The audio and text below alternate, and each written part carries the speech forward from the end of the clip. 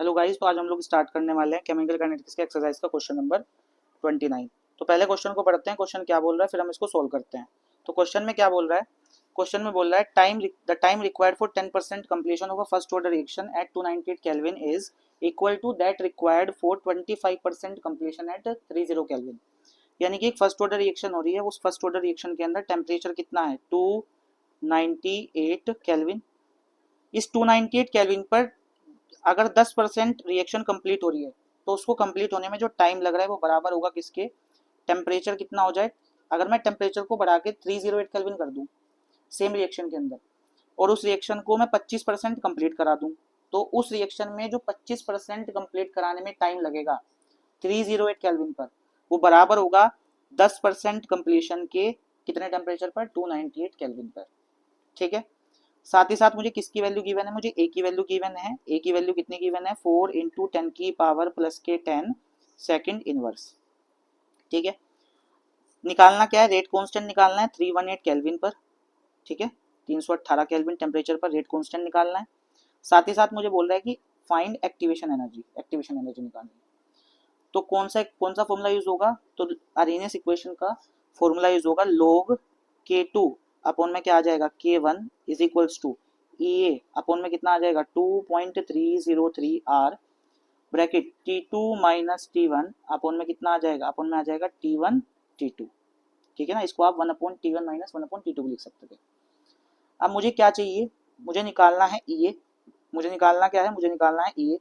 मुझे T2 दिया हुआ है, T1 दिया हुआ है, T1 T2 दिया हुआ है, R मुझे पता होता है, तो मुझे क्या निकालना पड़ेगा? K2 K1।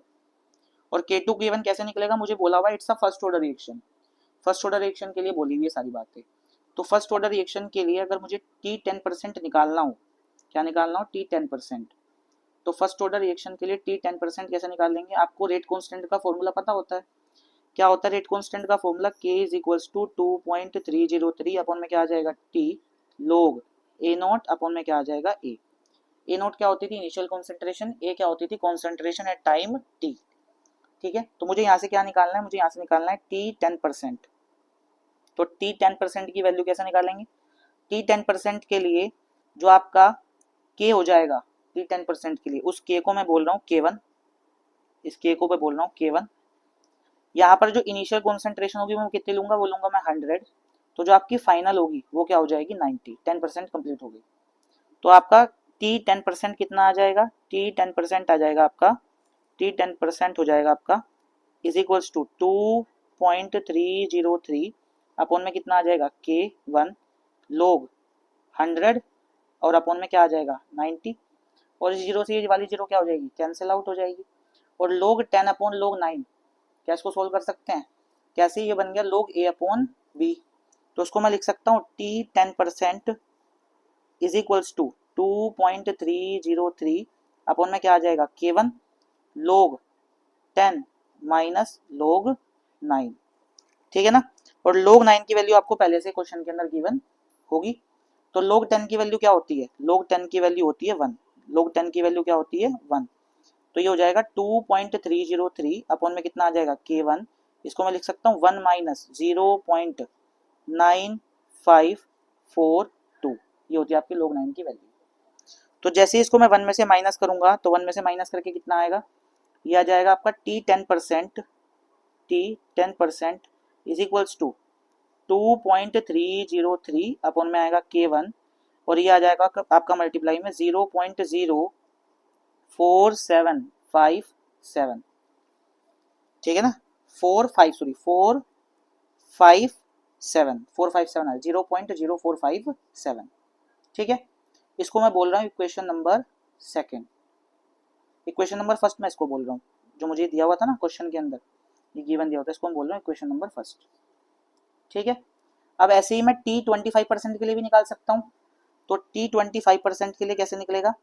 T25% के लिए, तो T25% के लिए फर्स्ट ऑर्डर रिएक्शन है, तो इसके लिए जो मेरे पास K25 होगा ना, उसको मैं बोलूंगा K2। K2 नाम दूंगा उसको मैं। ठीक है, जो इनिशियल कॉन्सेंट्रेशन होगी वो क्या हो जाएगी? 100। जो फाइनल होगी वो क्या हो जाएगी? 75। 100 माइनस 25 क्या आ जाएगा? 75। ठीक है, इसके लिए निकालते हैं तो क्या हो जाएगा? T25% T25% is equals to 2.303 अपन में क्या आ जाएगा, अपन में आ जाएगा K2 लोग ए नोट कितना है 100, ए कितना है 75, 25 से कितनी बार गया 4 बार और ये गया 25 से 3 बार, ये बन गया log 4 अपॉन log 3 और log 4 अपॉन log 3 को मैं लिख सकता हूँ log 4 माइनस log 3, तो ये हो जाएगा T25% is equals to 2.303 upon में आएगा K2, ठीक है, ये हो जाएगा आपका log 4 माइनस log 3, ठीक है, log 4 माइनस log 3। और log 4 को हम क्या लिखते थे, इसको लिखते थे हम log 2 की पावर 2 माइनस log 3, ठीक है। और इसको फिर हम फाइनली क्या लिखते थे, इस वाले को, इसको हम फाइनली फिर लिखते थे log, ये 2 ऊपर आ गया जाता था पावर वाला और ये हो गया log 2 माइनस log 3, और इधर वाली टर्म आपकी क्या चल रही है, एज इट इज चल रही है। और log 2 की वैल्यू आपको पता होती है और log 3 की वैल्यू भी आपको पता होती है। log 2 की वैल्यू कितनी होती है 0.3010 और log 3 की वैल्यू कितनी होती है 0.4771।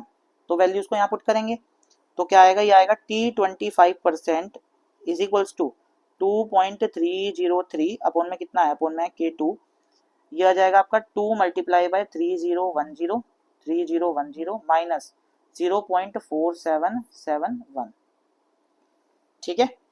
तो इसको सोल्व करेंगे तो कितना दिया हुआ है 2 मल्टीप्लाई बाय 0.3010 माइनस 0.4771, तो सोल्व करने के बाद कितना आएगा, ये आ जाएगा आपका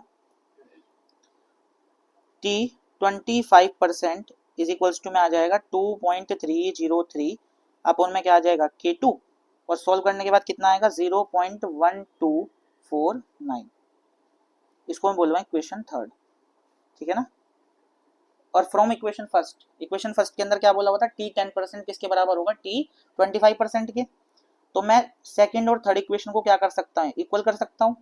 तो सेकंड इक्वेशन क्या थी आपकी, सेकंड इक्वेशन थी आपकी 2.303 अपॉन में K1 मल्टीप्लाई में 0.0457, तो ये हो जाएगा आपका फ्रॉम इक्वेशन फर्स्ट के अकॉर्डिंग मुझे बोला हुआ था T10% इक्वल टू हो जाएगा किसके, T25% के, तो ये हो जाएगा आपका 2.303, इसकी वैल्यू आई थी 2.303 अपॉन में K1 और मल्टीप्लाई में क्या आया था, मल्टीप्लाई में आया था आपका 0.0457 इज इक्वल्स टू में कितना आ जाएगा 2.303 अपॉन में कितना आ जाएगा K2 मल्टीप्लाई में कितना आ जाएगा 0.1249, और इस वाली टर्म से ये वाली टर्म क्या हो जाएगी कैंसिल, और मुझे K2 अपॉन K1 की वैल्यू चाहिए, तो यहाँ से K2 अपॉन K1 क्या आ जाएगा, इस K2 को मैं इधर ले आऊँ और इस वाली वैल्यू को मैं इधर ले आऊँ, तो ये हो जाएगा आपका K2 upon K1 is equals to, ये हो जाएगा 0.1249 डिवाइड में कितना आ जाएगा 0.0457, तो ये आ गई मेरी किसकी वैल्यू K2 अपॉन K1 की वैल्यू। अब इसको उठा के किसमें रखेंगे, अरेनियस इक्वेशन में।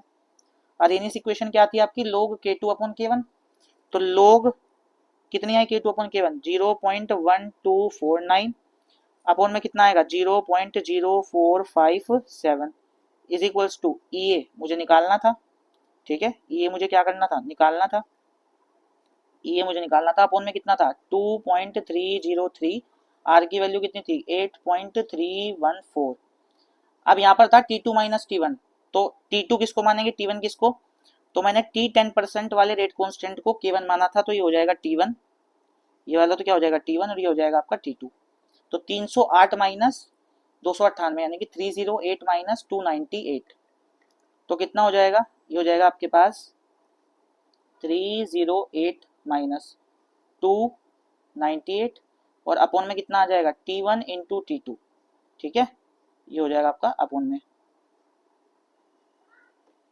ठीक है। अब यहाँ से इसको सोल्व करेंगे तो जब इसको आप डिवाइड करोगे तो डिवाइड करने पर कितना आएगा 0.0457, तो ये आ जाएगा आपका log 2.733 is equals to EA, और अपॉन में इस सारे को मैं सोल्व कर दूं तो 308 में से 298 गए कितने बचेंगे, 308 में से 298 गए कितने बचेंगे, 10, ठीक है ना। और साथ में नीचे क्या आ जाएगा, नीचे आ जाएगा आपका 2.303 मल्टीप्लाई बाय 8.314, ठीक है, मल्टीप्लाई बाय 308 मल्टीप्लाई बाय 298, तो मल्टीप्लाई करके कितना आएगा 1757401.2। ठीक है, और इसकी वैल्यू आपको गिवन होगी, तो ये हो जाएगा आपका log 2.733। तो इसकी वैल्यू कितनी आ गई, इसकी वैल्यू आपको गिवन जो होगी वो होगी 0.4366 is equals to A multiply by 10 और अपॉन में कितना है 1757401.2। इसको इधर ले जाऊं और इस 10 को इसके नीचे ले आऊं, तो ये कितना बन जाएगा, ये बन जाएगा आपका A is equals to 0.4366 multiply by 1757401.2 और डिवाइड में कितना आ जाएगा 10।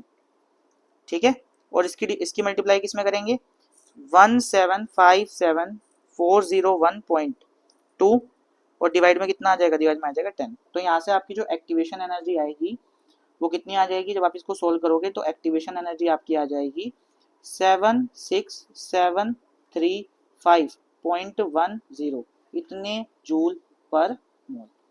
और इसको फिर किस में लिखेंगे, किलो जूल में, तो ये आ जाएगी आपकी 76.735 किलो जूल पर मोल। तो ये आ गई आपकी एक्टिवेशन एनर्जी। ये तो आ गया आपका पहला आंसर। दूसरा पूछा हुआ था रेट कांस्टेंट एट 318 केल्विन, तो उसके लिए कौन सा फॉर्मूला यूज होगा, उसके लिए फॉर्मूला यूज होगा log k is equals to log a, क्योंकि मुझे a की वैल्यू भी गिवन थी, माइनस a अपॉन में कितना आ जाएगा 2.303 RT। तो log k की वैल्यू 318 पर पूछा हुआ था ना, तो 318 टेम्परेचर पर 318 केल्विन टेम्परेचर पर मैंने K2 बोला हुआ था, है ना, और K2 की वैल्यू कितनी आ जाएगी, निकालना है K, तो निकालना है ना K, तो K निकालना है 318 केल्विन पर।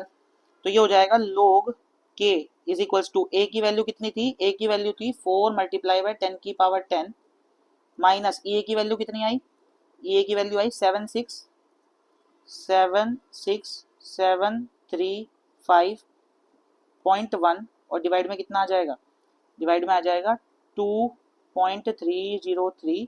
R की वैल्यू कितनी है 8.314 और टेम्परेचर कितना बोला हुआ 318 केल्विन।